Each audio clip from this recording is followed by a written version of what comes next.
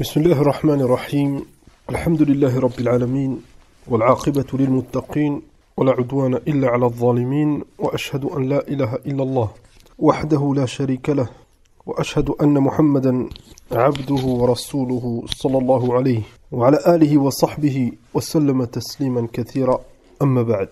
أخرج الإمام ابن بطة في الإبانة واللالكائي في شرح أصول اعتقاد أهل السنة والجماعة وغيرهما رحمهم الله جميعا أن حذيفة بن اليمان رضي الله عنه قال: فاعلم أن الضلالة حق الضلالة أن تعرف ما كنت تنكر وأن تنكر ما كنت تعرف وإياك والتلون إن دين الله واحد.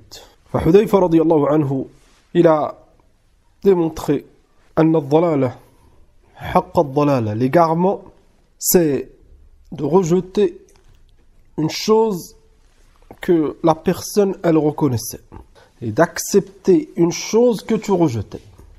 ثم قال وإياكم والتلون, faire attention de ne pas délaisser la vérité, faire attention de ne pas être touché par les ambiguïtés des égarés, faire les causes pour préserver sa religion. فإن دين الله واحد.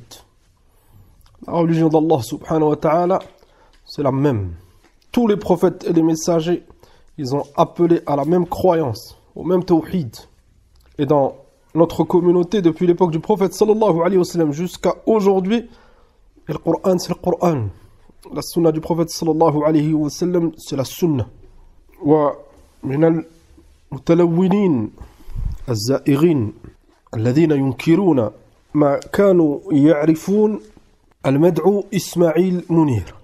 Cet homme, يا إخوان, في حاله وما صار إليه عبرة ونسأل الله عز وجل السلامة والعافية. Celui qui connaît la situation de cet homme, qu'est-ce qu'il est devenu, Allahu a'lam, quand est-ce qu'il va s'arrêter, enfin, c'est un énorme rappel pour lui, pour chacun de nous. فتأملوا كيف كان في بداية أمره. Pour ceux qui connaissent le personnage, il y a quelques années, au départ, il était inconnu bien sûr du public, et il suivait la sunna, comme beaucoup de frères, walillahi alhamd. ثم الشيطان, il lui a embelli beaucoup de choses. والله سبحانه وتعالى قال: لا تتبعوا خطوات الشيطان إن الشيطان لكم عدو فاتخذوه عدوا. Allah subhanahu wa ta'ala nous a interdit de suivre le shaitan. ولا يغرنكم بالله الغرور. Le shaitan il trompe. Et Allah subhanahu wa ta'ala nous a interdit de le suivre, de succomber à l'appel de shaitan. هذا الرجل, donc au départ il était à la sunna en apparence. ثم بدأ يكثر من الاستدلال بالخلاف. Ça c'est بداية الانحراف. Ça c'est le début de l'égarement. Ne pas donner d'importance à la vérité, au texte du Coran et de la sunna, la voix des salafs, et commencer à citer la divergence. La divergence, elle est connue et elle existe, il n'y a aucun doute. Lakin citer la divergence pour s'écarter de la vérité, citer la divergence, et en fait c'est pour suivre ses passions, ça c'est le début de l'égarement. Parce que Shaitan il attaque beaucoup les croyants avec cette ambiguïté. Il y a divergence, il te fera croire que il faut pas être trop dur, tu choisis la vie qui te convient. Ma Shaitan il affaiblira ton cœur. C'est le cas de cet homme. Il a multiplié ce genre de position concernant la divergence, la vérité qu'il suivait au départ en apparence, Wallahu a'lam bima fil qulub, il a commencé à affaiblir. La deuxième étape, c'est ce qu'il voulait le shaitan, il affaiblit. وكثرت مخالفاته وانحرافاته. Quand il affaiblit, il a commencé à délaisser les textes clairement, multiplier les péchés, multiplier les innovations. Comment il s'est fait connaître du public avec les réseaux? Pas pour sa science. Al-Rajul, il n'a pas de ilm. Al-ilm al-nafi' al-Qur'an wa sunna selon la voie des salafs. Al-Rajul, il n'a pas étudié. Et il est loin du ilm fil haqiq. Lakin, avec les réseaux, il a réussi à avoir un certain public. Hatta tabarra'a min as-salafiyya. Vu qu'il s'est fait connaître du public, et ça c'est un autre danger, la notoriété, rechercher la notoriété, la popularité, les abonnés, ils se multiplient, il s'est retrouvé face à ce public, et très très rapidement, tabarra'a min as-salafiyya. Parce que as-salafiyya c'est dinullah, al-haq. C'est pas n'importe qui peut propager as-salafiyya à grande échelle. Parce qu'il y a des pressions, bien sûr, beaucoup de gens ils ne sont pas d'accord, les ennemis d'Allah Azza wa Jal, encore plus celui qui vit en terre de mécréance. Fatabarra'a min as-salafiyya. C'est jamais désavoué publiquement des innovateurs, des égarements, et maintenant le cas qu'il a atteint, il ne se désavoue pas publiquement de la mécréance, des mécréants. Abadan. Il s'est désavoué d'une chose, c'est de la vérité, as-salafiyya. Donc, prendre comme argument la divergence. La notoriété, c'est la deuxième étape. Donc il a fini par se désavouer de la salafiyya, parce que si tu dis la vérité, beaucoup de gens ils n'acceptent pas. La troisième étape, il est parti avec les égarés, lui-même c'est devenu un égaré. Au salaka manhaj al-ikhwan al-muslimin, il a suivi la voie des frères musulmans, même si il ne le dit pas, même si il contredira ce genre de paroles. Lakin sa voix, c'était la voix des ikhwan, il n'y a aucun doute. Ça, c'est la troisième étape, ikhwan. L'argent. La notoriété et l'argent. Avec l'ignorance, avec les passions, ils prennent les avis qu'ils veulent, ils rejettent les avis qu'ils veulent, il y a divergence. Mais vraiment un égarement clair. Et vous avez tous entendu parler de sa formation concernant la salat à 500 €, un peu moins de 500 €. Rabi'an, quatrième étape. Radd al-ijma'. Au début, c'était la divergence. Ils prenaient les avis qu'ils voulaient, et il y a divergence, et dans telle école, ils ont dit, et tel shir, il a dit. Lakin, Allahu a'lam, il essaye de satisfaire qui? Et à chaque fois, il va encore plus loin dans l'égarement. Il a fini par rejeter al-ijma'. L'ijma', chez les salafs, c'est une source authentique. قال عز وجل ومن يشاقق الرسول من بعد ما تبين له الهدى ويتبع غير السبيل المؤمنين. Allah subhanahu wa ta'ala, il a cité sabil al-mu'minin, la voie des croyants, c'est ça l'ijma', l'unanimité. Le Nabi sallallahu alayhi wa sallam قال لا تجتمع أمتي على ضلالة. La communauté, elle ne peut pas se rassembler sur un égarement. Enfin, il a rejeté ce fondement. Pourquoi? Parce que ça, quand il a atteint ce niveau d'égarement, il ne pouvait plus dire des fois il y a divergence. Là, il y en a certains sujets, il n'y a pas divergence. Beaucoup de sujets, il y a unanimité, c'est clair. Donc pour continuer son égarement, il a clairement rejeté al-ijma', l'unanimité. Et alhamdoulilah, on l'avait réfuté, il y a quelque temps concernant cet égarement. Wa akhiran, c'est la dernière étape. Bada'a yushakkiku fi kathir min al-ahadith.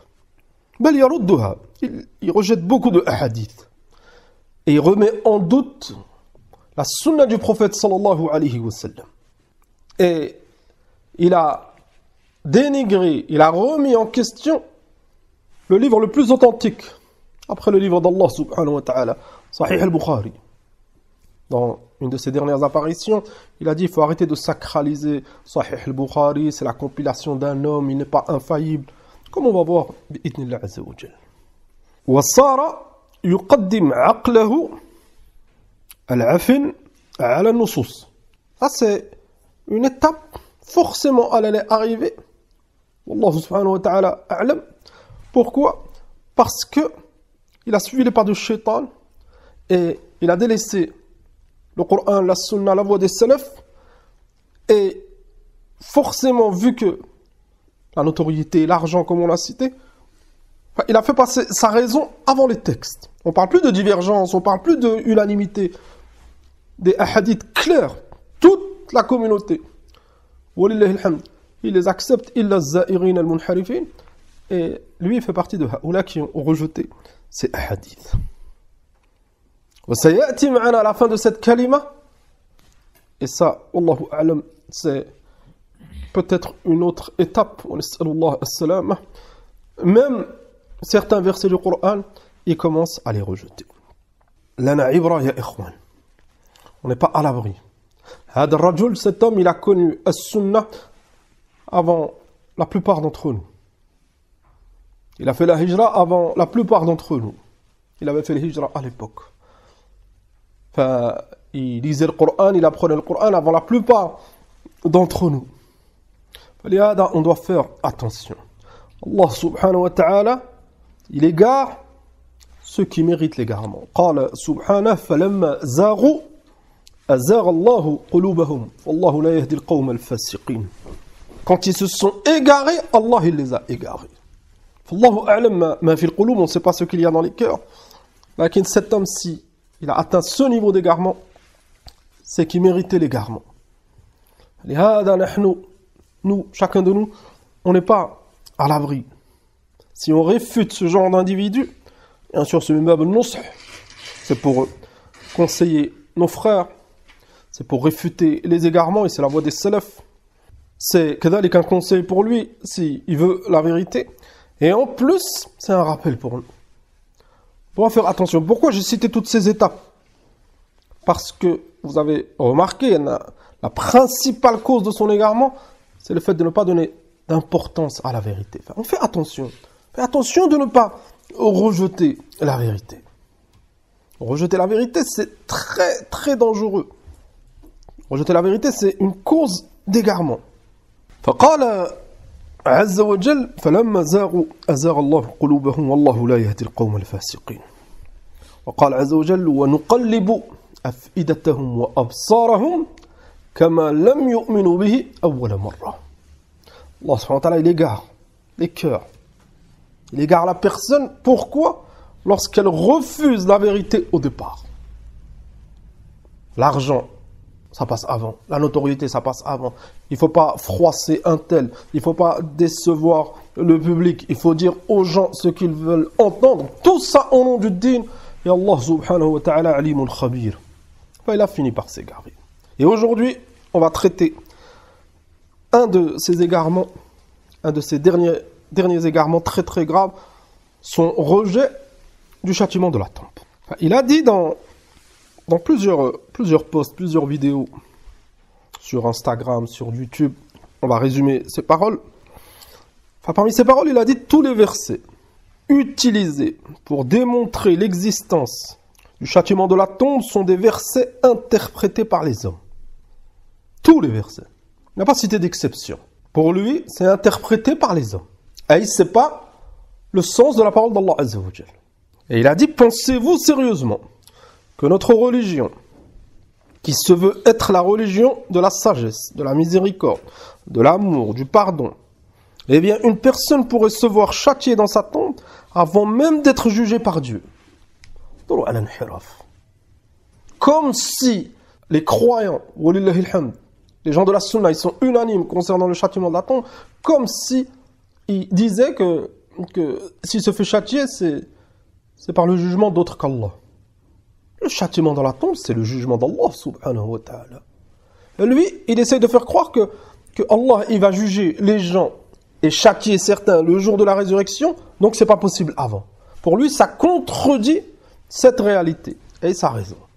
Ensuite, il a dit, parce qu'elle aurait laissé des gouttes d'urine dans son caleçon, c'est sérieux ça?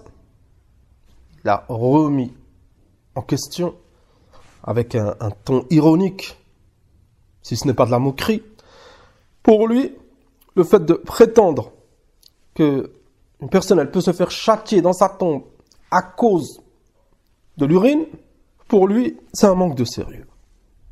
Alors que c'est le prophète Muhammad sallallahu alayhi wa sallam qui a dit cela. Innahuma la yu'adzaban wa ma yu'adzaban fi kabir. Amma ahaduhuma fa kana la yastatir min al-bawl. C'est le prophète sallallahu alayhi wa sallam qui a dit cela. Comme جاء عن ابن عباس في الصحيحين. Le hadith est dans Sahih Bukhari et Sahih Muslim. Personne de la communauté remet en doute ce hadith. Abadan. Illa al-malahida zanadiqa, ceux qui ne craignent pas Allah Azza wa Jal. Et ensuite il a dit, et ça pousse le fait de croire au châtiment de la tombe, et ça pousse à avoir une représentation du divin aux antipodes de ce que le Coran nous propose. Pour lui c'est trop dur. Le châtiment de la tombe, ça contredit la miséricorde, la sagesse d'Allah subhanahu wa ta'ala.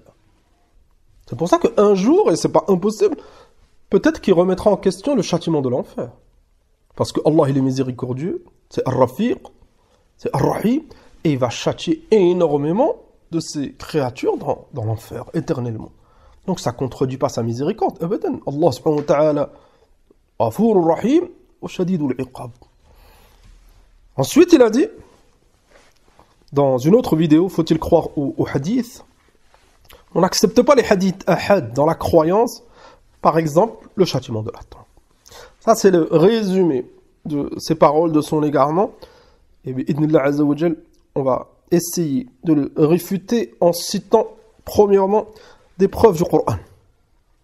Réfuter sa parole, on a lui clairement, il dit dans plusieurs vidéos, plusieurs audios, plusieurs posts qu'il a propagés, dans le Coran, c'est pas citer le châtiment de la tombe. Donc on va citer plusieurs versets. On va citer des preuves min as-sunnah et réfuter son mensonge. Le châtiment de la tombe, c'est pas mutawatir, c'est des hadiths ahad pour lui.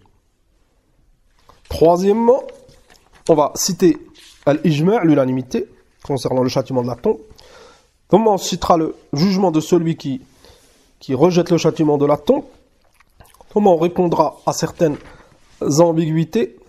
On fera une conclusion. Nas'alullah subhanahu wa ta'ala at-tawfiq wal-ikhlas. Amma al-adilla min al-Qur'an. Le premier dalil, le premier verset, قوله عز وجل النار يعرضون عليها غدوا وعشيا ويوم تقوم الساعة أدخلوا آل فرعون أشد العذاب. قال الإمام ابن كثير رحمه الله concernant ce verset. Ce verset, Ismaïl, il l'a cité dans une de ses vidéos. Il l'a cité pour lui, il n'y a rien qui prouve le châtiment de la tombe. Min jahlihi, parmi son ignorance, annahu, il a dit l'expression le feu auquel ils seront exposés matin et soir, c'est la parole d'Allah subhanahu wa ta'ala. Même at-ta'bir, même le fait de parler correctement, il parle beaucoup de bons comportements. Même l'adab, ma'a kalamillah ou ma'a sunnat nabi sallallahu alayhi wa sallam, il est très très loin. C'est la parole d'Allah subhanahu wa ta'ala. Il dit l'expression, le feu auquel ils sont exposés matin et soir, où ça se passe? On ne sait pas. Il cite comme argument l'ignorance. Si lui, il ne sait pas, alhamdulillah, les savants de la sunna, ils savent. Pour lui, donc, ils sont exposés au feu matin et soir, on ne sait pas c'est où. Alors que al-mu'min, même les débutants, ils savent que ad-dur thalath, 3 demeures. Ad-dunya, c'est sûr que c'est pas le bas monde. Parce que Fir'aoun et ses suiveurs, quand Allah il a révélé ce verset au prophète Mohammed sallallahu alayhi wa sallam, ils étaient morts depuis longtemps. Donc, ça ne concerne pas ce bas monde. La deuxième demeure, al-barzakh, la tombe. La troisième demeure, l'au-delà. Et après la résurrection. Donc c'est sûr que ce n'est pas la première demeure, c'est sûr que ce n'est pas la troisième. Parce que le jour de la résurrection, il n'est pas encore arrivé. Il reste quoi? Il reste la tombe. Donc tout le monde sait.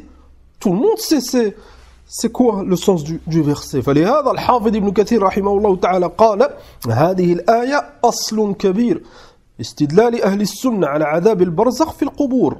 C'est pour ça que le Hafid, l'alim, Ibn Kathir, rahimahullah, un des plus grands mufassir, parmi les grands savants qui vont expliquer le Coran, et il a dit ce verset, c'est un fondement chez les gens de la sunna concernant le châtiment de la tombe. L'imam al-Bukhari, notre imam, dans cette réfutation, Inch'Allah ta'ala, on va citer que des grands imams. Toute la communauté accepte leur, ou plutôt toute la communauté reconnaît leur guider, leur science.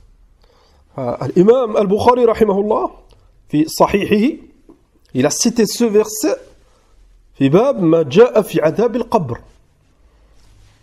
Un chapitre dans son livre concernant adab al-qabr, le châtiment de la tombe, et il a cité ce verset comme argument. Donc on a Ibn Kathir, on a l'imam al-Bukhari, et rajoute tous les savants de la sunna. Walillahi alhamd, ils acceptent le châtiment de la tombe. Hada al-jahil, il dit on ne sait pas c'est où. Comme si la communauté, ils avaient attendu les recherches de Ismaïl Mounir pour savoir le sens du verset. Deuxième ayah. Le verset, il est clair. On peut l'expliquer assez rapidement. An-naru yu'radun 'alayha ghuduwan wa 'ashiyya. Donc, Fir'aoun et ses suiveurs, Allah subhanahu wa ta'ala, il a informé, ils sont exposés au feu matin et soir. Donc, depuis leur mort jusqu'à aujourd'hui, jusqu'à la fin des temps. La preuve que c'est le cas jusqu'à la fin des temps, Allah il a dit, donc on a la première référence, leur mort. On a la deuxième référence, la résurrection. Donc, entre leur mort et la résurrection, ils sont exposés au feu matin et soir. Et il n'y a aucun doute, Fir'aoun et ses suiveurs, ils sont morts, donc ils sont dans leur tombe. Le jour du jugement, Allah subhanahu wa ta'ala, il a dit, faites rentrer Fir'aoun et ses suiveurs au plus grand châtiment, et l'enfer. Donc on a deux châtiments. On a le châtiment de l'enfer, tout le monde est d'accord, c'est l'enfer, parce que le châtiment, le jour du jugement, ça sera le châtiment de l'enfer. Et avant, matin et soir, tous les jours, le châtiment de la tombe. Le verset, il est clair. Ulama as-Sunnah, dans les explications du Coran, les livres de tafsir, ils citent cette explication, et bien sûr beaucoup de paroles de Sahaba, de Salaf. On doit résumer, c'est assez long. Deuxième verset, قوله عز وجل يثبت الله الذين آمنوا بالقول الثابت في الحياة الدنيا وفي الآخرة. Allah subhanahu wa ta'ala يثبت, il raffirme les croyants بالقول الثابت. Les ulama قالوا الشهادة, le fait de prononcer الشهادة في الحياة الدنيا وفي الآخرة, dans ce bas monde et dans l'au-delà. الإمام مسلم رحمه الله أخرج عن البراء بن عازب رضي الله عنه عن النبي صلى الله عليه وسلم أنه قال يثبت الله الذين آمنوا بالقول الثابت قال نزلت في عذاب القبر فيقال من ربك فيقول ربي الله ونبي محمد صلى الله عليه وسلم. Le prophète sallallahu alayhi wa sallam, il a expliqué le verset. Vous vous rappelez les étapes qu'on a citées au début, elles sont importantes. Les égarés, eux, quand ils veulent rejeter la vérité, qu'est-ce qu'ils font? Imma ils interprètent, imma ils rejettent. Houa, vu que c'est un égaré, et il sait très bien qu'il y a des preuves claires dans le Sunnah, il a fait comme les égarés qui l'ont précédé, on ne peut pas prendre la Sunnah comme argument. Pourquoi on ne peut pas prendre la Sunnah comme argument? On va délaisser la Sunnah et on va prendre ton avis à toi. Donc il a éliminé Sunnah. Thumma, le verset, vu que dans le verset, c'est pas écrit châtiment de la tombe. Le premier verset, c'est pas écrit châtiment de la tombe, ni le deuxième. Lakin, est-ce que pour tous les ahkam, tous les jugements du Coran et de la Sunna, il faut qu'il y ait le mot précisément? Ça, c'est de l'égarement. Et là, on aurait délaissé beaucoup de choses. Dans le Coran, mathalan, Allah subhanahu wa ta'ala, il n'a pas cité comment faire la salat. Combien de rak'a, la façon de faire la salat, comment faire le hajj en détail. C'est pas cité dans le Coran. Donc, khalas, on va abandonner notre dîme parce que c'est pas cité clairement dans le Coran. Le musulman sincère, il comprend le Coran avec des autres versets du Coran et avec la sunna du prophète sallallahu alayhi wa sallam, l'explication des compagnons et la compréhension des savants. C'est comme ça que tu vas comprendre la religion d'Allah. Le prophète sallallahu alayhi wa sallam قال نزلت في عذاب القبر. الحديث donc il est dans Sahih Muslim. قال الإمام السمعاني رحمه الله في تفسيره قوله أي عز وجل وفي الآخرة أي في القبر وعليه أكثر أهل التفسير. Volontairement, j'ai cité cette parole. Pourquoi? Parce que dans certains cas, il n'y a pas unanimité. Intabihu, c'est important. Beaucoup de gens, ربما هذا الرجل à cause de son ignorance et les passions, quand ils lisent ce genre de paroles, ils disent donc il y a divergence, donc c'est pas sûr. Il n'y a aucune divergence concernant le châtiment de la tombe. Lakin, il y a certaines divergences concernant certains versets ou certains hadiths. Est-ce que ce verset, il concerne le châtiment de la tombe ou pas? Amma, le châtiment de la tombe, il n'y a aucun doute que c'est la vérité. Il y a beaucoup de preuves. Lakin, certains versets, il y a divergence. Est-ce que, مثلا هنا يثبت الله الذين آمنوا بالقول الثابت في الحياة الدنيا وفي الآخرة. Certains savants, ils ont dit l'akhira, c'est Yawm al-Qiyamah. D'autres savants, ils ont dit c'est la tombe. Ils ont divergé. Lakin, est-ce que ça veut dire, les savants qui disent مثلا وفي الآخرة ici, dans l'au-delà, c'est pas le châtiment de la tombe. Est-ce qu'ils rejettent le châtiment de la tombe? Abadan. Ils acceptent le châtiment de la tombe avec le verset précédent, avec d'autres versets, avec les hadiths. Lakin, certains mots, ils divergent dans l'explication sans rejeter à base le châtiment de la tombe. فقال وقد ثبت ذلك عن النبي صلى الله عليه وسلم برواية البراء بن عازب رضي الله عنه. Une autre faïda, c'est la deuxième, quand il y a divergence. C'est le cas dans certains versets. Certains savants, ils ont dit peut-être que Al-Akhira ici c'est Yawm al-Qiyamah. Est-ce que ça veut dire que ceux qui ont dit c'est le châtiment de la tombe, ils se sont trompés là? Parce qu'on doit revenir à la preuve. Le prophète sallallahu alayhi wa sallam lui-même, il a expliqué wa fil akhira par le châtiment de la tombe. Enfin, on dit c'est la parole du prophète sallallahu alayhi wa sallam, elle passe avant. Et le savant, il ne connaît pas tout, il peut se tromper, il peut interpréter, il peut beaucoup de raisons. Troisième dalil. Troisième verset. قوله سبحانه وتعالى سنعذبهم مرتين ثم يردون إلى عذاب عظيم. Le sens y ressemble au premier verset. هذه الآية كذلك ذكرها الإمام البخاري في صحيحه باب ما جاء في عذاب القبر. قال الإمام ابن عبد البر رحمه الله تعالى في الأجوبة عن المسائل المستغربة وقد روي عن جماعة من المفسرين العالمين بتأويل القرآن من الصحابة والتابعين أنهم أولوا في عذاب القبر آيات من كتاب الله أولوا أي فسروا. Ils ont expliqué, ils ont démontré que beaucoup de versets c'était par rapport au châtiment de la tombe. Parmi ces versets, celui qu'on vient de lire, من سورة التوبة. قال أنهم أولوا في عذاب القبر آيات من كتاب الله تعالى منها قوله تعالى سنعذبهم مرتين ثم يردون إلى عذاب عظيم. قالوا المرتان deux fois. Allah il a dit سنعذبهم مرتين, on va les châtier deux fois. Si, comme prétend Ismaïl, si il n'y aurait pas de châtiment de la tombe, donc il n'y aurait que le châtiment de l'enfer pour lui, pourquoi Allah subhanahu wa ta'ala ici il a précisé deux châtiments? C'est qu'il y a deux châtiments à deux moments. Enfin, qu'est-ce qu'ils ont dit les savants de la sunna? Al-marratan, al-qatl wa adab al-qabr. Et en plus le châtiment du bas-monde, kadalik. Ici, les deux fois, c'est avant l'enfer. Mad-dalil. C'est quoi qui nous prouve que les deux fois, on va les châtier deux fois, Allah il a dit, c'est quoi qui nous prouve que c'est pas le châtiment de l'enfer? تفضل. ثم يردون أحسن ثم يردون إلى عذاب عظيم. Donc ils vont être châtiés deux fois et ensuite ils goûteront à l'énorme châtiment. Donc Ibn Abd al-Barr قال المرتان القتل وعذاب القبر. قال الإمام ابن جرير dans son tafsir إحداهما في الدنيا والأخرى في القبر. Ce verset concerne les ennemis d'Allah subhanahu wa ta'ala parmi les hypocrites et les mécréants. Allah il a dit سنعذبهم مرتين, on va les châtier deux fois. Certains savants ils ont dit ils ont été châtiés ici-bas, certains ils ont été tués, certains ils ont souffert, ils seront châtiés dans leur tombe, c'est le deuxième châtiment. ثم يردون إلى عذاب عظيم. Et يوم القيامة, le jour du jugement, ils goûteront au châtiment le plus grand, l'enfer. Ça c'est le troisième verset.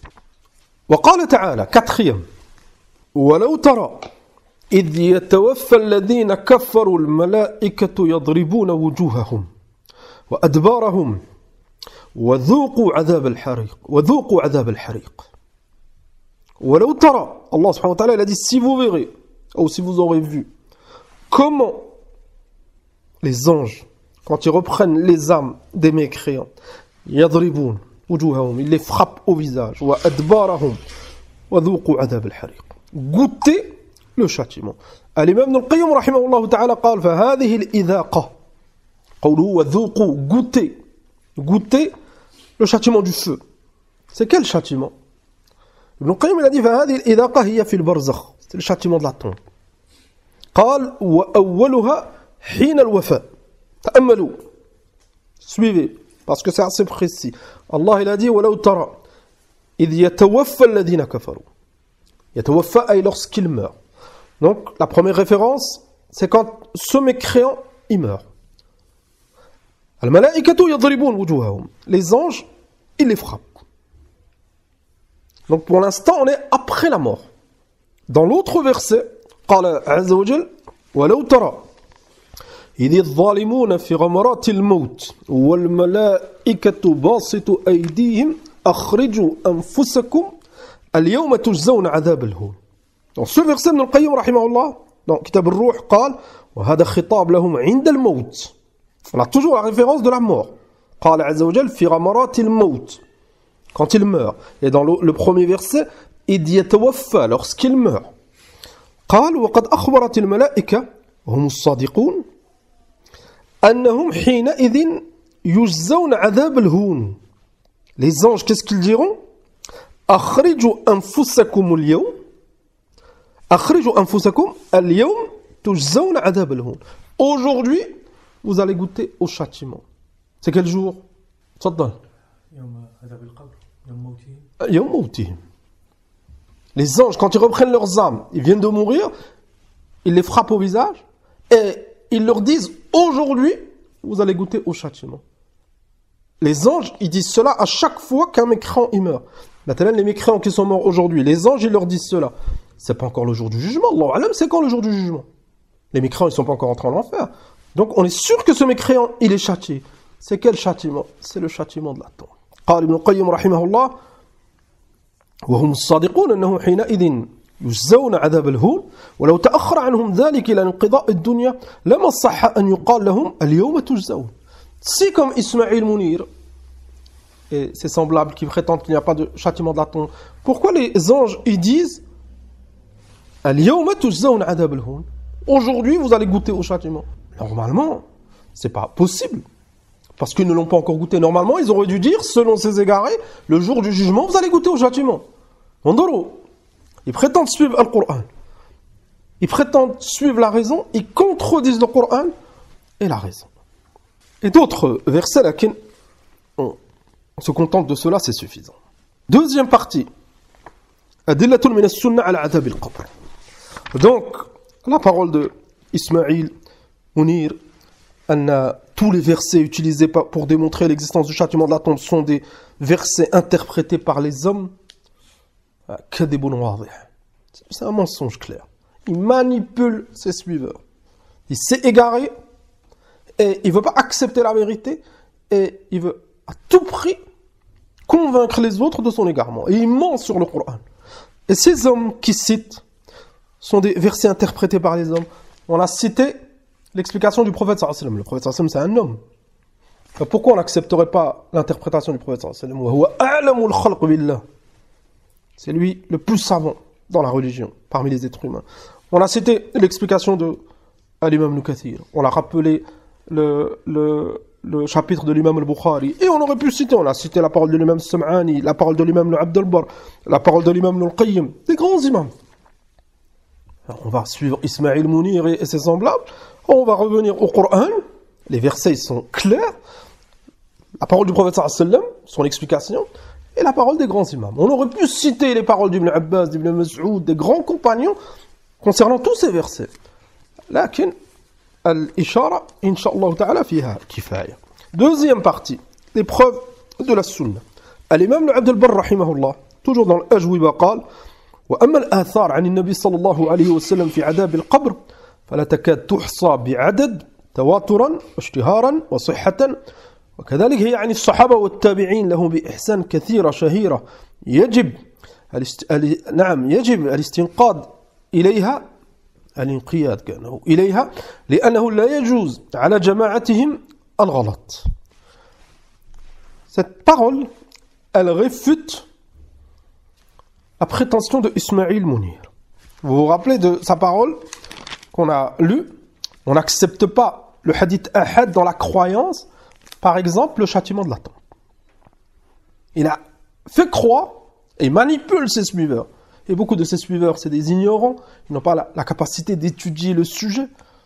Et lui, il cite des choses comme si c'était clair. Souvent, il dit, par exemple, les savants. Alors que les savants, ils n'ont jamais dit cela. Peut-être les savants, les chiites ou les mu'tazila, il y en a ceux qui rejettent le châtiment de la tombe. C'est certains mu'tazila, pas tous. Beaucoup de mu'tazila, ils acceptent. Et al-rawafid.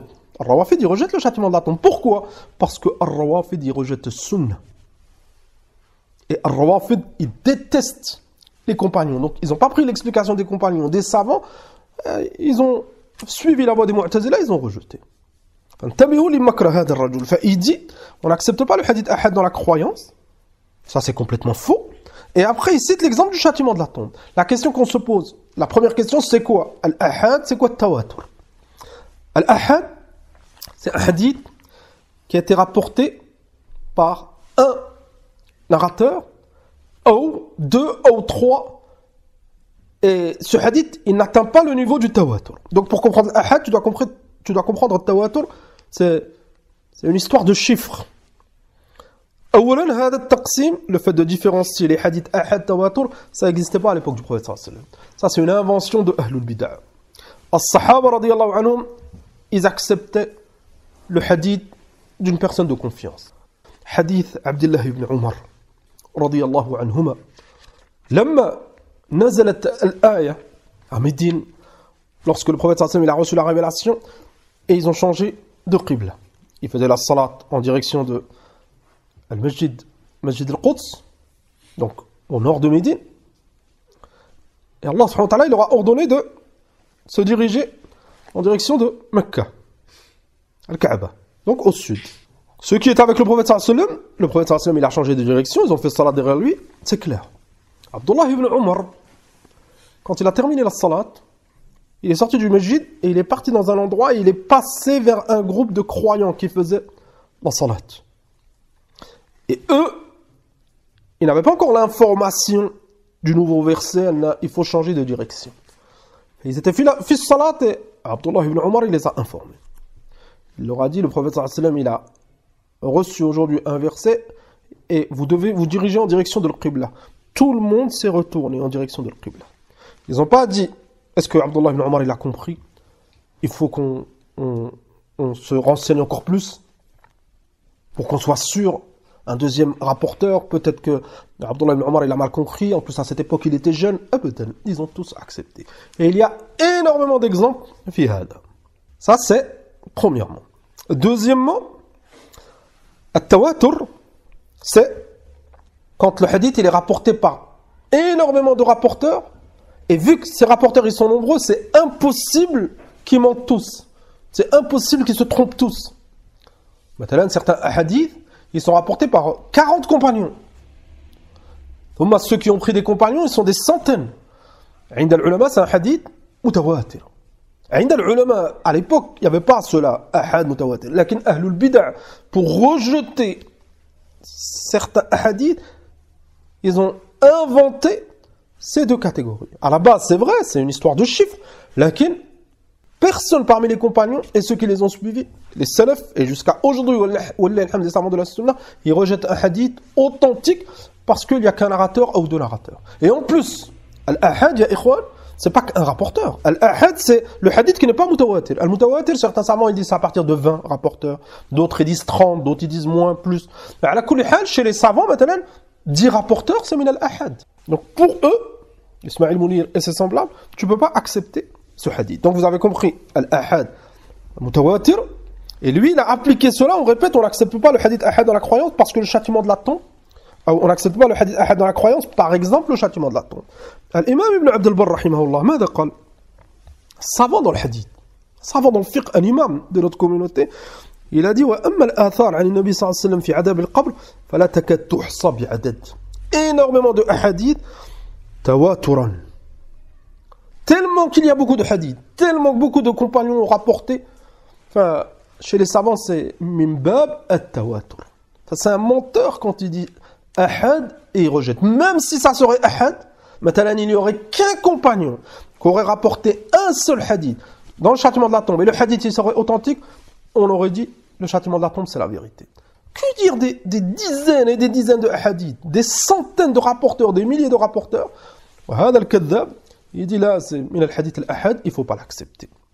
Deuxième naql, الإمام ابن تيمية رحمه الله وتلميذه ابن القيم مجموع الفتاوى et بدائع التفسير. Ils ont dit pratiquement la même parole, enfin on n'en cite qu'une.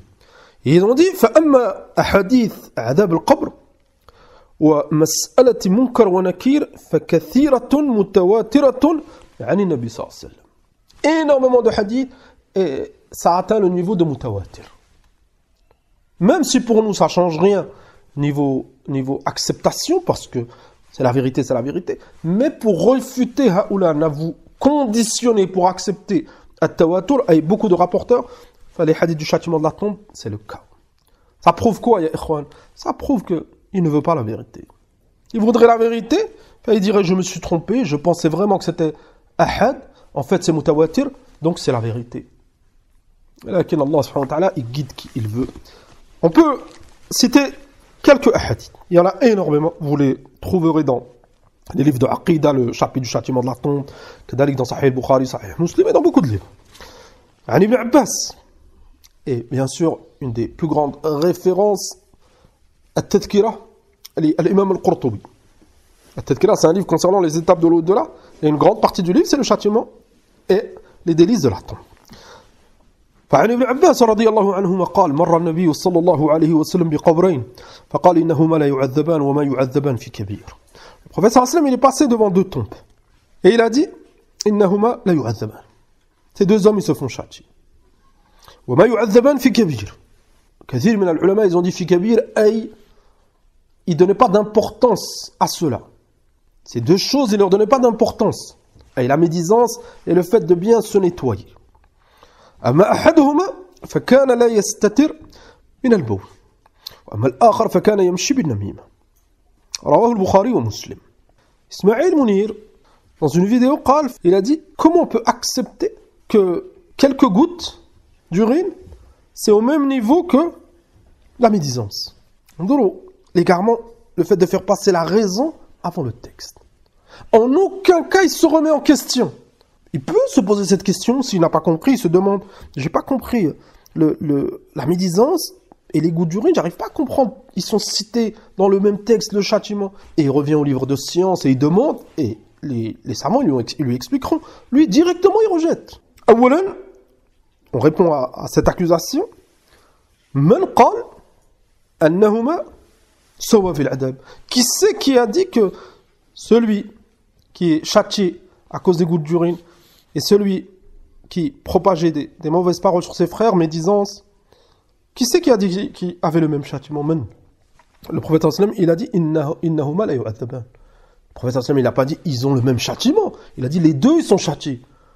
Allahu a'lam comment le premier il est châtié, le deuxième comment, on ne sait pas. Et quel degré, on ne sait pas tout cela. Le prophète sallam, il a dit les deux ils sont châtiés. Ça c'est le premier point. Et il n'y a aucun doute chez les croyants, le châtiment il n'est pas pareil pour tout le monde. Dans la tombe et dans l'enfer, c'est exactement comme la récompense. La récompense, elle n'est pas pareille. Maintenant, on dit, si quelqu'un dit, Abu Bakr as-Siddiq radiyallahu anhu, il sera récompensé dans le paradis, et un autre croyant, maintenant, qui va rentrer, il sera récompensé. Est-ce que quelqu'un comprend la même récompense? Peut-être. Abu Bakr as-Siddiq radiyallahu anhu, c'est les hauts degrés. Et ce croyant, peut-être qu'il avait des faiblesses, il sera un degré inférieur. Enfin, le châtiment, c'est la même chose. Al-Jannah, darajat, le paradis, c'est des degrés. Ou al-Nar, darakat. Et l'enfer, c'est des niveaux. Innal munafiqin fi ad-dark al-asfali min an-nar. C'est pour ça qu'Allah il a précisé, les hypocrites, ils seront plus bas degrés dans l'enfer. C'est eux qui seront le plus châtiés. Donc ça prouve que certains, ils seront moins châtiés. Vous connaissez tous le hadith de l'oncle du prophète sallallahu alayhi wa sallam. Le prophète sallam, il a intercédé pour lui et c'est celui qui souffrira le moins. Donc il y a différents degrés. Ça c'est le premier point. Le deuxième point, قال الإمام الذهبي رحمه الله dans son livre Al-Kaba'ir. Il a cité parmi les grands péchés la médisance, en se basant sur ce hadith et d'autres, et il a cité parmi les grands péchés le fait de mal se nettoyer, l'urine. celui qui a la capacité, et volontairement, négligence, etc., il se nettoie mal. Ça fait partie des grands péchés. Pourquoi? قال رحمه الله ثم إن من لم يحترز من البول في بدنه وثيابه فصلاته غير مقبولة. Quand le prophète sallallahu alayhi wa sallam il a informé cet homme, il se fait châtier à cause de l'urine. Ismaïl Mounir, lui, il a pris cela à la légère. C'est pour ça qu'il n'a pas compris. Mais comment un homme, il peut se faire châtier pour quelques gouttes? Vous vous rappelez, il a dit, c'est sérieux ça? Quand la personne le fait passer la raison avant les textes, il est en danger. L'imam al-Dhahabi, rahimahullah, imam fi sunnah, il a fait le lien entre l'urine, celui qui est négligent, et la salat. Parmi les conditions de la salat, c'est taharatu al-badan. C'est ne pas avoir d'impureté sur soi. Imaginez celui qui est négligent. On ne parle pas de celui qui ne fait pas exprès. Celui qui ne fait pas exprès, Allah il a dit Rabbana la tu'akhidna in nasina wa akhta'na. Lakin volontairement, négligence, il se précipite et il se nettoie mal. Il n'y a aucun doute, là aussi, il ne fait pas attention et il continue comme cela. Il manque une condition de la salat et la salat n'est pas acceptée. Et si la salat n'est pas acceptée, bien sûr que c'est sérieux. On répond à Ismaïl Mounir, c'est très sérieux. Contrairement à ce que tu prétends. Deuxième hadith. Akhrajahu al-Bukhari wa Muslim. Toujours dans les deux sahih. عن أنس رضي الله عنهما عن النبي صلى الله عليه وسلم قال العبد إذا وضع في قبره. ثم il a cité le cas du croyant. On résume. قالوا أما الكافر. Le prophète صلى الله عليه وسلم il a cité le cas du croyant, أنه il sera récompensé. ثم il a cité le cas du kafir. قالوا أما الكافر أو المنافق. Le mécréant et l'hypocrite. فيقول لا أدري. كنت أقول ما يقول الناس فيقال لا دريت ولا تليت ثم يضرب بمطرقة من حديد ضربة بين أذنيه فيصيح صيحة يسمعها من يليه إلا الثقلين. Le hadith il est clair, il est dans les deux authentiques et le prophète il a détaillé le châtiment. Les anges, quand il sera interrogé, ça c'est fitnatul qabr, c'est les questions. Le mécréant et l'hypocrite ils ne répondront pas bien sûr. Et quand ils ne répondront pas à cause de leur mécréance, les anges, ils les frapperont avec une masse. Tout le monde entend les cris, sauf al-thaqalayn, les êtres humains et les djinns. Normalement, un musulman sincère, encore plus un prêcheur qui veut le bien pour ses frères, est-ce qu'il y a ikhwan, il remet en doute tous ces hadiths, alors que c'est la vérité, ou normalement il conseille ses frères. Faites attention quand vous urinez. Faites attention à la médisance, c'est très très grave. Belle, faites attention, votre foi, le mécréant, il regrettera. Et il le rappelle ce genre de hadith. Qu'est-ce qu'il fait? Il affaiblit ses frères. Et la plupart de ses suiveurs, masakin, c'est des gens qui n'ont pas beaucoup de science. Celui qui a de la science, il ne peut pas suivre ce personnage. Lakin, c'est des gens, certains ils veulent le bien, certains c'est des nouveaux convertis. Et c'est des gens, ils habitent en terre de mécréance, avec toutes les faiblesses que ça implique. Certains, ils ont déjà des faiblesses et le shaitan, il les trompe et ce genre de discours, ça les rassure. Parce que l'être humain, il est comme ça. Il est soulagé. En fait, le châtiment de la tombe, ça n'existe pas. Ouf! Il est soulagé. Enfin, c'est pas comme ça qu'on fait da'wah. Il trompe et il rendra des comptes.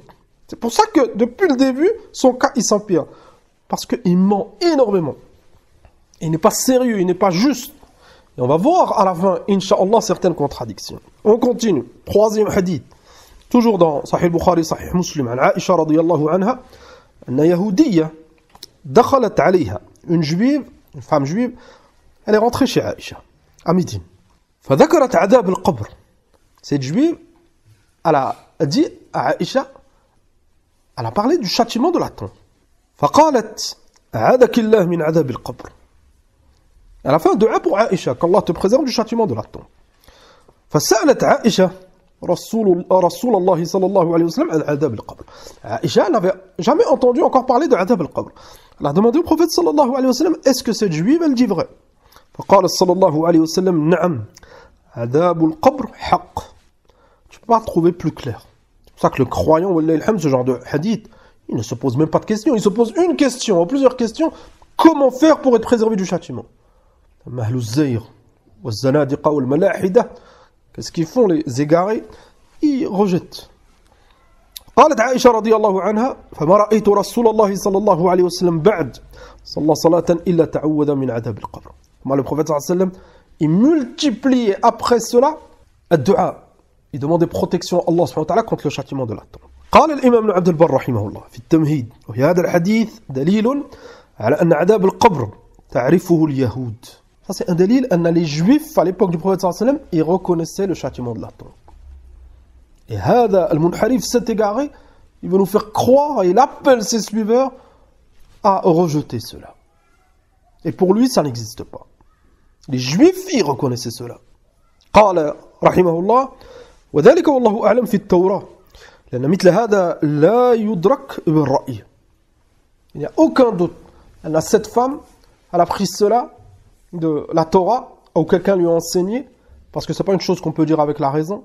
Et on sait que tous les prophètes et les messagers, ils ont mis en garde contre le châtiment de la tombe. C'est quelque chose d'unanime dans la religion de tous les prophètes et l'islam.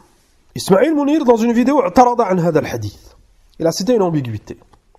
Il a dit, dans une autre version, le prophète sallallahu alayhi wa sallam, il n'a pas affirmé, il a infirmé, il a rejeté. Cette version, elle est authentique. Il y a deux versions. Dans une version, celle qu'on vient de lire dans Sahih Bukhari, Sahih Muslim, le prophète sallallahu alayhi wa sallam, il a dit na'am. Donc il a accepté la parole de la juive. Dans un autre hadith, le prophète sallallahu alayhi wa sallam, il a rejeté. C'est deux hadiths authentiques. Ahlul Ahwa, ceux qui suivent leur passion, dans ce cas, qu'est-ce qu'ils font? كما قال عز وجل أما الذين في قلوبهم زيغ فيتبعون ما تشابه منه. Les gens des passions, les égarés, dans ce genre de contradiction en apparence, directement ils remettent en doute et ils rejettent. Amma les gens de la vérité, ils reviennent aux gens de science. Al-Hafidh Ibn Hajar fi al-Fath, l'explication de ce hadith, hadith Aisha, il a cité l'autre version. Le prophète sallallahu alayhi wa sallam, il n'a pas accepté. Dans un hadith, il a accepté. Et il a démontré, et on résume, rahimahullah, le prophète sallallahu alayhi wa sallam, au départ, il a rejeté. Pourquoi? قبل أن يعلم عليه الصلاة والسلام أن الموحدين قد يعذبون في قبورهم. Parce que ça va poser un autre problème. C'est pour ça que quand on réfute, on doit être juste, ya ikhwan. On cite et on réfute et on explique pour que ça soit clair pour tout le monde. Il y en a, c'est le seul passage où il a cité quelque chose, même si c'est basé sur les passions, laquelle il a cité une narration authentique et ça peut poser problème. C'est le seul passage. Al-Hafidh Ibn Hajar et d'autres parmi les savants, ils ont dit le prophète sallallahu alayhi wa sallam, au départ, il avait reçu la révélation dans le Coran, tous les hadiths tous les versets qu'on a étudiés précédemment, certains versets c'est min al-Qur'an al-Makki. Donc ça va poser un autre problème. Certains ils vont dire mais vous dites que la deuxième narration, le prophète sallallahu alayhi wa sallam, il ne savait pas que les croyants ils étaient concernés. Lakin, on a des versets du Coran. La réponse, elle est très simple. On a les versets du Coran. Le prophète sallallahu alayhi wa sallam, au départ, il a reçu la révélation. مثلا النار يعرضون عليها غدوا وعشيا ويوم تقوم الساعة أدخلوا آل فرعون. Au début, le prophète sallallahu alayhi wa sallam, il a compris que c'était pour les mécréants. C'est pour ça que quand la juive, elle a parler de Aisha du châtiment de la tombe, le prophète sallallahu alayhi wa sallam il a rejeté et les croyants ils ne seront pas châtiés. Thumma بعد ذلك le prophète sallallahu alayhi wa sallam il a reçu la révélation d'Allah subhanahu wa ta'ala أن les croyants كذلك certains ils seront châtiés. C'est quoi la preuve? تقدم معنا. C'est quoi la preuve? حديث عبد الله بن عباس إنهما يعذبان وما يعذبان في كبير. إنهما لا يعذبان. نعم. Ce hadith. Il n'y a aucun doute c'était des croyants. Oui, là, ça serait des mécréants. Le prophète sallallahu alayhi wa sallam, il n'aurait pas cité l'urine. Le mécréant, il se fait châtier pour sa mécréance. L'urine, pour le mécréant, c'est un détail. Lakin, pour le croyant, ça peut être une cause de châtiment. Parce que le croyant, il ne se fera pas châtier à cause de sa mécréance, parce que c'est un croyant. على كل حال الحافظ رحمه الله قال فالذي أنكره النبي صلى الله عليه وسلم إنما هو وقوع عذاب القبر على الموحدين. Quand le prophète sallallahu alayhi wa sallam, dans une narration, c'est pour ça que as-sahih, c'est que c'était deux récits. Une fois la juive elle est venue, elle a dit à Aïcha, le prophète sallallahu alayhi wa sallam, il lui a dit là, il a rejeté. Un autre récit, elle est revenue, Allah alam, est-ce que c'est la même femme ou une autre, et elle a dit, le prophète sallallahu alayhi wa sallam, il a accepté. Donc si on a compris que c'était deux récits, le prophète sallallahu alayhi wa sallam, au début, il pensait que, adab al-qabr, les croyants, ils ne pouvaient pas être châtiés dans leur tombe. Thumma il a su, Allah subhanahu wa ta'ala, il lui a facilité. أن ذلك قد يقع على من يشاء الله منهم فجزم به.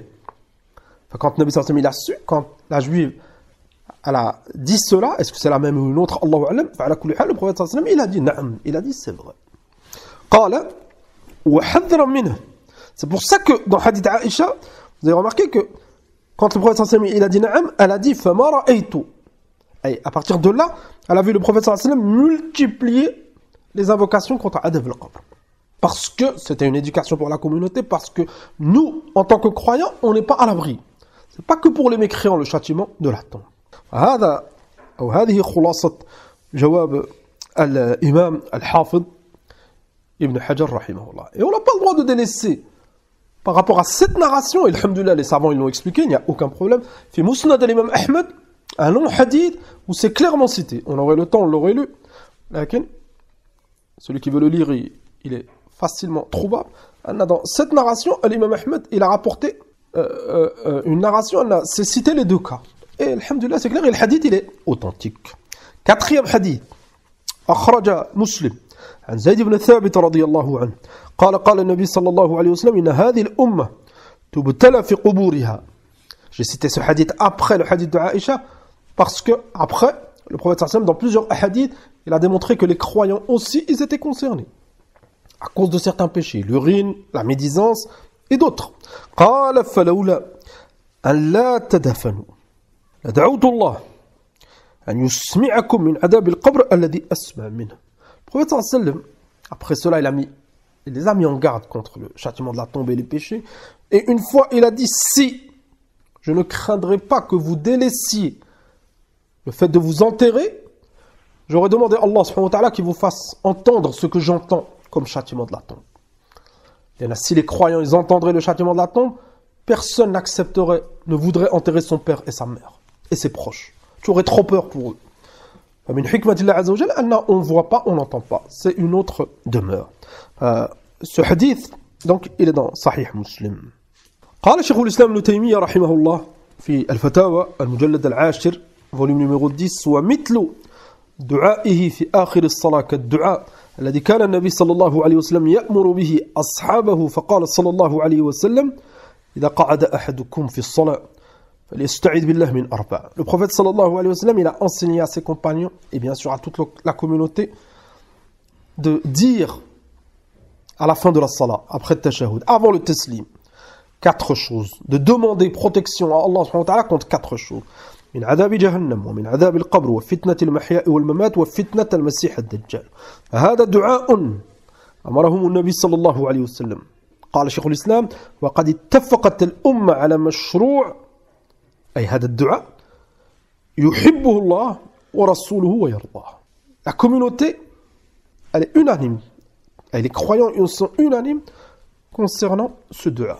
Et concernant, annahu c'est une sunna. Et Allah subhanahu wa ta'ala, il aime ce dua. C'est pour ça qu'il a révélé à son messager, et son messager il a ordonné aux croyants de le dire. C'est une sunna. Certains savants disent c'est obligatoire. Wa as-sahih wallahu ta'ala a'lam, c'est que c'est une sunna. Celui qui rejette ce genre de hadith, ya ikhwan, c'est très très grave. قال الإمام الأجوري رحمه الله dans الشريعة ما أسوأ حال من كذب بهذه الأحاديث لقد ضل ضلالا بعيدا وخسر خسرانا مبينا. Ceux qui rejettent ces hadiths, comme c'est le cas de cet homme, ils sont dans une situation critique. C'est un égarement évident et ils risquent de perdre énormément. قال الإمام ابن تيمية رحمه الله أو ابن قتيبة plutôt في تأويل مختلف الحديث وهذه الأخبار صحاح. Tous ces hadiths qu'on a cités, vous avez remarqué, on l'a cité que Bukhari, Muslim, ou un des deux. Alors qu'il y a beaucoup de hadiths dans As-Sahihayn et dans autres. Lakin, pour que ça soit plus clair, on a résumé et on a cité que le Bukhari et Muslim. Ibn Qutayba, rahimahullah, il a dit tous ces textes, ils sont authentiques. La yajouz ala mitliha at-tawatu. Parce que c'est des hadiths mutawatira. C'est pas possible que tous ces compagnons, tous ces narrateurs, tous ces rapporteurs, ils étaient insouciants, ils ont ajouté, ils ont enlevé, ils se sont trompés, ils ont menti. Na'oudou billah. Et Ismaïl Mounir, il prétend accepter le mutawatir, alors qu'il a rejeté tous ces hadiths. قال وإن لم يصح مثلها لم يصح شيء من أمور ديننا. Si ces hadiths concernant les châtiments de la tombe, ils ne sont pas authentiques, il n'y a rien d'authentique dans notre religion. Le châtiment de la tombe, c'est un des chapitres où il y a beaucoup de hadiths dans la croyance. Ismaïl Mounir, il accepte certaines choses, il n'y a aucun doute, où il y a beaucoup moins de preuves que le châtiment de la tombe. لكن يا إخوان les passions. فقال رحمة الله عليه ولا شيء أصح من أخبار نبينا صلى الله عليه وسلم. Il n'y a rien de plus authentique que les paroles du prophète صلى الله عليه وسلم. La révélation, les paroles d'Allah subhanahu wa ta'ala et les paroles du prophète alayhi salatu wassalam. Al-ijma', on a cité les preuves du Coran, les preuves de la sunna, maintenant l'unanimité. قال الإمام أبو الحسن الأشعري رحمه الله في رسالته إلى أهل الثغر وأجمعوا على أن عذاب القبر حق. L'unanimité que le châtiment de la tombe c'est la vérité.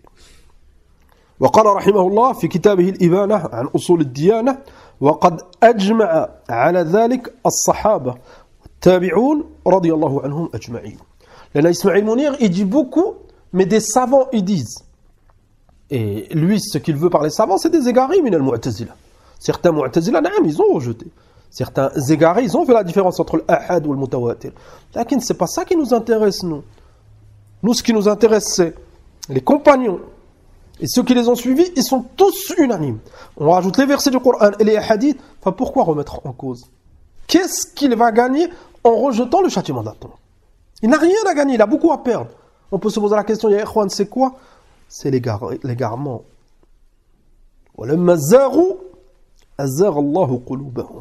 Jouer avec la religion, c'est pas simple. Quand les savants ils mettent en garde, les étudiants ils mettent en garde, attention, vous utilisez la religion pour gagner de l'argent, vous prenez ce que vous voulez, vous rejetez. Ismaïl Mounir, ils ont propagé des choses, ils se moquent clairement. Ils se moquent de certains versets, de certains hadiths, des situations, ils se mettent en scène, des fois ils se moquent la vidéo où il danse avec sa femme. Pourquoi tout cela? Al-Foussaq. Wallahi wa'ad al-kuffar, ils ne prennent pas de vidéo où ils dansent avec leur femme. Il leur reste un petit peu de pudeur, c'est inutile. Ils dansent, lakin avec sa femme, il se filme et devant tout le monde. Peut-être que Kafri, il ne l'acceptera pas. Lakin lui, il provoque. Et il dénigre ses frères, il rejette la sunna. Thomas, il appelle au bon comportement pour ses suiveurs, il ne veut pas perdre tout le monde. Ou alhamdulillah. Beaucoup de gens, la plupart, ils l'ont délaissé. Il n'y a pas longtemps, il a tout effacé, il a refait des comptes, parce qu'il a changé de voix, parce qu'il sait très bien que cette nouvelle voix, les anciennes vidéos, c'est des preuves contre lui. Enfin, il était contraint, il a tout effacé, il commence à repropager, il a certains suiveurs, et il se prétend maintenant théologien, coach, formateur, madri ish, et il se moque. Il se moque de ses suiveurs. Allah subhanahu wa ta'ala an yafdahahu. On termine avec le jugement de celui qui rejette adab al-qabr. قال العلامة ابن الملقن رحمه الله في الإعلام شرح عمدة الأحكام فمن أنكر عذاب القبر, celui qui rejette le châtiment de la tombe, أو نعيمه, أو les délices. Ismaïl Mounir, il parle beaucoup du châtiment parce que pour lui ça contredit la raison. Est-ce qu'il accepte, ça c'est une question qu'on pose, est-ce qu'il accepte les délices de la tombe? Est-ce que pour lui, le prophète sallallahu alayhi wa sallam, il est récompensé, les compagnons, les savants, les gens pieux, là. S'il accepte les délices de la tombe, il est obligé d'accepter les châtiments. Parce que les délices, c'est dans les hadiths et les versets qu'il a rejetés. Soit il rejette tout, soit il accepte tout. Et s'il accepte tout, il doit se repentir. S'il rejette tout, certains savants, ils ont dit, Ibn al-Mulaqin qal fahuwa kafir. C'est un mécréant, celui qui rejette le châtiment de la tombe et les délices de la tombe. لأنه كذب الله تعالى ورسوله صلى الله عليه وسلم في خبرهما. Parce qu'il rejette les textes. Des textes clairs dans la sunna. Et des versets du Coran qui sont expliqués par le prophète sallallahu alayhi wa sallam, par les compagnons. L'unanimité des compagnons, de leurs suiveurs, l'unanimité des gens de la sunna, celui qui rejette, c'est pas simple. Certains savants ils disent clairement que c'est un kafir. Al-Imam al-Albani rahimahullah fassala qala الذين ينكرون أي عذاب القبر إن كانوا يعلمون أن عذاب القبر الثابت في الكتاب والسنة ثم هم مع علمهم هذا ينكرون فهم كفار. Celui qui rejette le châtiment de la tombe et connaît les textes. Là, il les rejette, il s'entête. ne peut pas comprendre, il suit ses passions, enfin, s'il avait connaissance des textes, des hadiths et des versets, il sort de l'islam. Mais celui qui ne sait pas, certains ils sont trompés par les imams de l'égarement. Il a entendu un prêcheur lui dire que ça n'existe pas, et il lui a cité certaines ambiguïtés, il est ignorant. On ne dit pas que c'est un kafir. Si la vérité lui parvient, il doit l'accepter. S'il la rejette, il est en danger. Et Cheikh Ibn Uthaymin, rahimahullah, kadalik, il a cité la même fatwa, et c'est une fatwa tayyiba. Donc, at-tafsil, celui qui sait, il rejette avec science, c'est un mécréant. Celui qui a des ambiguïtés, il ne sait pas, il pense que c'est un avis, il est ignorant, et il doit craindre Allah subhanahu wa ta'ala et apprendre. Ash-shubuhat, les ambiguïtés. La première ambiguïté, c'est pas une ambiguïté. Je l'ai cité dans ce chapitre, c'est un kalam hazil jiddan. Allahu a'lam, est-ce que quelqu'un a déjà dit cela? Lakin, on peut lire sa parole. Il a dit, si j'arrive à la retrouver, pourtant le châtiment de la tombe n'est pas cité dans les 6 piliers de la foi. Ça c'est min jahlihi. Ça fait partie de son ignorance. Le châtiment de la tombe, il n'est pas cité dans les piliers de la foi. Donc, ça fait partie de la foi pour lui. الإمام ابن تيمية رحمه الله في الواسطية قال ومن الإيمان باليوم الآخر الإيمان بكل ما أخبر به النبي صلى الله عليه وسلم مما يكون بعد الموت. الإيمان باليوم الآخر, c'est un des piliers de la foi, c'est le 6e. Les savants, ils ont expliqué, le sens, c'est quoi la foi au jour dernier? Le jour dernier, ça commence après la mort. Tout ce qui arrive après la mort, c'est le jour dernier. Donc, le châtiment de la tombe, il est cité dans les 6 piliers de la foi. فلهذا قال فيؤمنون بفتنة القبر وبعذاب القبر ونعيمه. العقيدة الواسطية, les savants de la sunna, ils sont unanimes concernant cette croyance. C'est la croyance des salafs. العلامة خليل الهراس رحمه الله في شرحه قال فإن الإيمان به أي اليوم الآخر إيمانا تاما كاملا لا يتحقق إلا إذا آمن العبد بكل ما أخبر به النبي صلى الله عليه وسلم من أمور الغيب التي تكون بعد الموت. Donc c'est sûr, à la foi au jour dernier, ça commence après la mort. Donc tu dois croire en tout ce que Allah subhanahu wa ta'ala il a cité, le prophète sallallahu alayhi wa sallam, concernant l'au-delà, et ça commence après la mort. قال وأما أهل المروق والإلحاد, ceux qui ont perdu leur religion, qui se sont égarés, من الفلاسفة والمعتزلة, parmi les philosophes et les mu'tazilites, فينكرون هذه الأمور, ils rejettent. C'est pour ça que هذا الرجل n'ait aucun doute أنه il suit la voie des mu'tazila. Il fait passer la raison avant les textes, il rejette le châtiment de la tombe, il rejette beaucoup de choses, il interprète, c'est la voie des mu'tazila. Même s'il ne le dit pas, lui il ne se dit pas mu'tazili, lakin al-ibra c'est bil haqa'iq, bihal ar-rajul, la bid'awa. Nous on regarde la réalité, sa croyance, il appelle à quoi? On ne regarde pas ses prétentions. Il a lui se prétend musulman qui suit la vérité. فقال العلامة الهراس قال فينكرون هذه الأمور من سؤال القبر ومن نعيم القبر وعذابه والصراط والميزان وغير ذلك بدعوى أنها لم تثبت بالعقل. Vous vous rappelez quand Ismaïl Mounir, les paroles que j'ai lues au début, quand il a dit c'est aux antipodes de la représentation qu'on a de Dieu, d'Allah. Il fait passer la raison avant les textes. Sa raison, elle n'accepte pas que Allah y punisse. Et après la mort. Alors que les textes, ils sont clairs. Sa raison, elle n'accepte pas qu'un être humain peut être châtié parce qu'il a eu des manquements, des négligences concernant son urine. Il fait passer la raison avant les textes. Le prophète sallallahu alayhi wa sallam, il l'a montré. فقال بعد ذلك والعقل عندهم هو الحكم الأول. La raison, c'est la source principale pour eux. الذي لا يجوز الإيمان بالشيء إلا عن طريقه.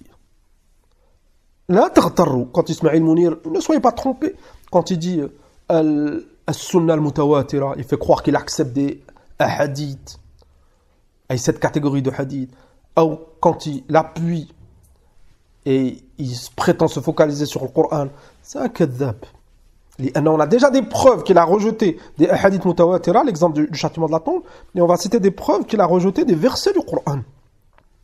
On commence par les shubha. La première, يستدل إسماعيل منير وأسلافه من المعتزلة. Il cite comme argument قول الله عز وجل قالوا يا ويلنا من بعثنا من مرقدنا هذا ما وعد الرحمن وصدق المرسل. Ils disent, Ismaël Mounir dans une vidéo il le détaille, il dit قوله من مرقدنا, ça veut dire qui dormait. Et si tu dors, c'est que tu n'es pas châtié. Enfin, le fait que Allah subhanahu wa ta'ala, dans ce verset, il a cité ce mot, la situation de Haoula, ils se réveilleront et diront qui c'est qui nous a réveillés. Enfin, pour lui, ça montre qu'il n'y a pas de châtiment de la tombe.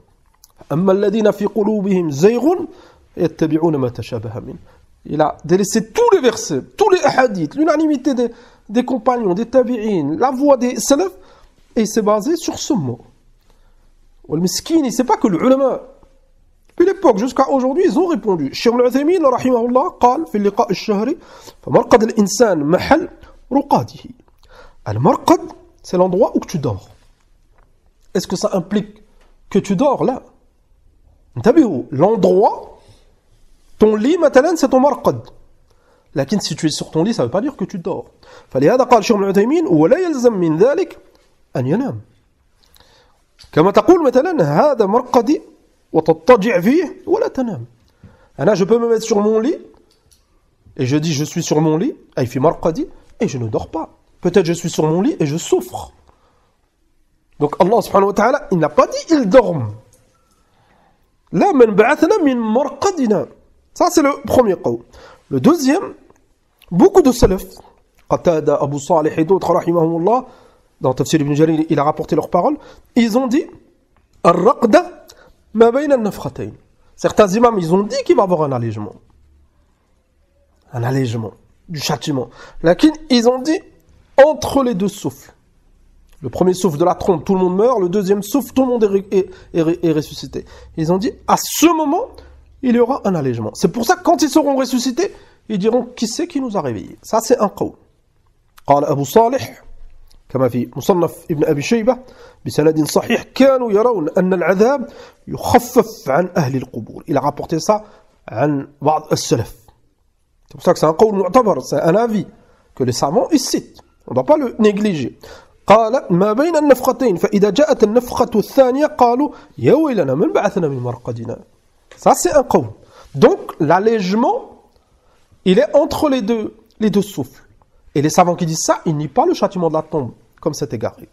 Troisième avis, troisième point, قال الإمام البغوي في تفسيره رحمه الله, et c'est l'avis le plus connu, قال أهل المعاني, ceux qui ont expliqué le Coran, ils ont expliqué le sens, ils ont dit إن الكفار إذا عاينوا جهنم أنواع عذابها صار عذاب القبر في جهنم كالنوم.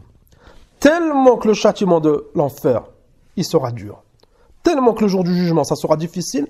Les kuffars, quand ils seront ressuscités, ils verront tout ce qui les attend et ils diront qui c'est qui nous a réveillés. Et le châtiment qu'ils ont goûté,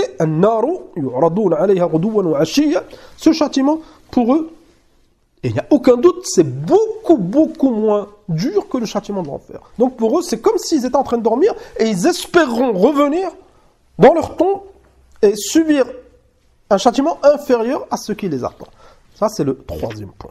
Donc cette shubha, cette ambiguïté, les savants, ils l'ont réfuté. Deuxième shubha, Ismaël Mounir, il a dit, chaque sourate commence par Bismillahir Rahmanir Rahim. هذا الرجل ما أدري, je ne sais pas s'il sait ce qu'il dit. Il cite des arguments, comme son argument, le châtiment de la tombe, il n'est pas cité dans les 6 piliers de la foi. Comme cet argument, chaque sourate, elle commence par Bismillahir Rahmanir Rahim. Donc pour lui, vu que le Coran, chaque sourate, elle commence par Bismillahir Rahmanir Rahim, et هذا c'est une erreur, la sourate Tawbah, elle commence pas par Bismillahir Rahmanir Rahim, أولا. ثانيا, pour lui, vu que chaque sourate, elle commence par Bismillahir Rahmanir Rahim, donc Allah, il est miséricordieux, c'est le tout miséricordieux, donc il ne peut pas avoir de châtiment de la tombe. ما أدري comment هذا الرجل il réfléchit. Il prétend suivre la raison, et il est très très loin. Et il a dit, beaucoup de gens, ils sont apeurés, traumatisés. Pour lui, il a dû recevoir des témoignages, s'il ne ment pas. Il est connu pour le mensonge. Pour lui, il y a des gens, ils sont traumatisés, apeurés, à cause des hadiths de châtiment de la tombe. Donc pour lui, il faut arrêter de croire en cela. Est-ce que c'est la solution? Si les gens ils sont apeurés, enfin, ils doivent apprendre leur croyance, parce que le croyant il est toujours entre la peur et l'espérance, ne pas exagérer, et faire les causes pour s'écarter du châtiment de la tombe. Amal-un, est-ce qu'il leur rend service? Lui, il leur a trouvé une solution. Ce châtiment de la tombe, c'est un mensonge, reposez-vous. Est-ce que cet homme, c'est un bon conseiller pour ses suiveurs? Et il a dit, cela contredit totalement l'essence de notre religion. C'est comme s'il disait que dans notre religion, il n'y a pas de châtiment. Allah subhanahu wa ta'ala qali, i'lamu anna Allah shadidul iqab. Sachez qu'Allah est très dur en punition. Wa anna Allah ghafurur rahim. Dans beaucoup de versets, Allah il cite les deux. Il est dur en punition, azza wa jal, et il pardonne. Et c'est ça qui est profitable pour le croyant. On ne désespère pas, et on espère la miséricorde, et on craint Allah, et on fait attention au châtiment. ثم أخيرا, pour conclure, plusieurs points. هذا الرجل لا شك, il n'y a aucun doute أنه c'est un عقلاني صاحب هوى. Il fait passer la raison avant les textes et il suit ses passions. ويرفض كل ما يخالف هواه ومذهبه الباطل المعتزلي. Et il rejette tout ce qui contredit ses passions, ses envies et son nouveau courant de pensée. Al-i'tizal, le fait de faire passer les textes, la raison avant les textes. فلهذا أنكر حكم الله عز وجل في الميراث. Dans une des dernières vidéos, clairement, il rejette le fait que la femme, elle a la moitié de la part du garçon. قال عز وجل للذكر مثل حظ الأنثيين. إجماع العلماء concernant ce partage. La fille, elle a la moitié. Tout le monde, même les awam, alhamdoulilah, ils acceptent, etc. Al-Kuffar, ils combattent l'islam et ils utilisent beaucoup cette mas'ala. Ils mettent la pression au gouverneur. Nas'alullah subhanahu wa ta'ala an yahfadahum wa an yarzuqahum al-bitanat as-salihah. Et hada, Allahu a'lam, il va obéir à ses maîtres. C'est pour ça qu'il propage ce genre d'ambiguïté pour affaiblir les musulmans. On lui répond, nahnu, depuis le début, dans la réfutation, ces paroles, et prétend qu'il faut revenir au Coran. Enfin, pourquoi il n'accepte pas ce verset? Les dhakari mitlu hadhi al-unthayin. Fal-aya sariha. Lui, il n'accepte plus les ahadiths, ou la plupart des ahadiths. Il n'accepte pas les ahadiths ahad. Le verset du Coran, qu'est-ce qu'il va répondre? Isma'u mada qal. Il a dit, dans une vidéo de plus sur le plan théologique, cette interdiction. Ça, c'est un deuxième. Non, je suis passé. On passe au deuxième. On a fini le premier. Deuxième point. De plus, sur le plan théologique, cette interdiction du mariage avec un non-musulman, donc il parle de la femme, la croyante, al-musulmane, est aujourd'hui remise en cause par certains théologiens. C'est qui ces théologiens? Qui c'est qui remet en cause cela? Ah là, je me rappelle de un qui a prétendu que la femme, elle pouvait se marier avec un kafir, c'est Turabi. Et beaucoup de ulama, ils l'ont fait sortir de l'islam à cause de ses égarements. Mais Jnoun, il disait des choses très très graves. Cheikh Ibn Baz, Cheikh Muqbil et d'autres. Lui, il dit, par certains théologiens, Ismaïl Mak, c'est pour ça qu'il trompe, et il est injuste et il ment. C'est qui ces théologiens? Sammi lana haoula, nomme-les. Certains théologiens contemporains. Et il est légitime de se demander ce que vaut il a akhri cette interdiction. Allah subhanahu wa ta'ala qal wa la tunkihu al-mushrikina hatta yu'minu. C'est un ordre aux croyants. N'épousez pas les mécréants jusqu'à ce qu'ils croient, jusqu'à ce qu'ils se repentent. Wa qala azza wa jalla lahunna hillun lahum wa lahum yahilluna lahun. Les versets sont clairs. Une croyante, elle ne peut pas être licite pour un mécréant, et un mécréant, il ne peut pas être licite pour une croyante. Les ulama, ils ont rapporté l'ijma' concernant ce genre de questions. Et on a des versets du Coran. Pourquoi j'ai conclu avec cela, ya ikhwan? Pour vous montrer que c'est un menteur quand il dit al-sunnah.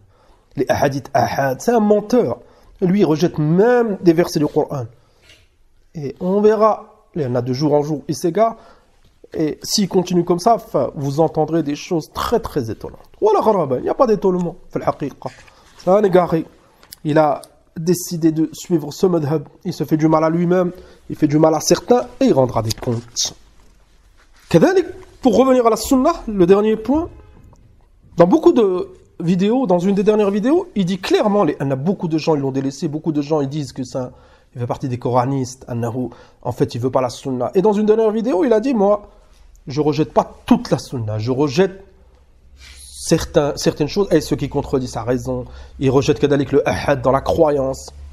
Mouhim, il a fait une distinction entre le fait de rejeter une partie et rejeter toute la sunna. Donc il prétend ne pas rejeter toute la sunna.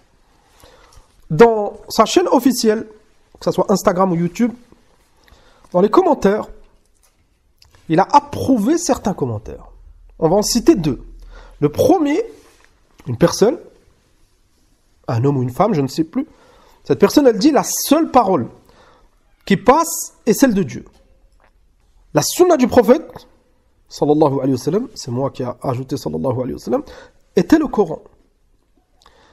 J'étais moi-même sunnite. Moi, il a développé al-nahu, maintenant c'est que le Coran. Qu'est-ce qu'il a dit, Ismaïl Mounir? Il n'a pas dit taqillah. Tu n'as pas le droit de rejeter toute la sunna. Il a dit merci à vous pour ce témoignage. Cette personne, elle a clairement démontré que pour cette personne, elle a dit la sunna qu'on connaît, nous, Sahih Bukhari, Sahih Muslim, cette personne a dit c'est le Coran. Ça n'existe pas la sunna que certains ils ont inventé pour eux. Pour eux, la sunna, c'est le Coran. Ça, c'est un autre kalam gharib. Et c'est pas étonnant, Allah alam, c'est qui cette personne? C'est un djinn, c'est un être humain, c'est un juif, c'est un musulman, Allahu alam. Et Ismaïl, il a dit merci à vous pour ce témoignage. Deuxième commentaire, toujours en dessous des vidéos de Ismaïl, cette personne a dit bon courage à toi. Les gens reviennent vers le Coran et c'est fini leur pseudo sunna préfabriqué. Il n'y a pas de tafsil, il n'y a pas de différence entre certains hadiths, ahad ou autres. Là, toute la sunna.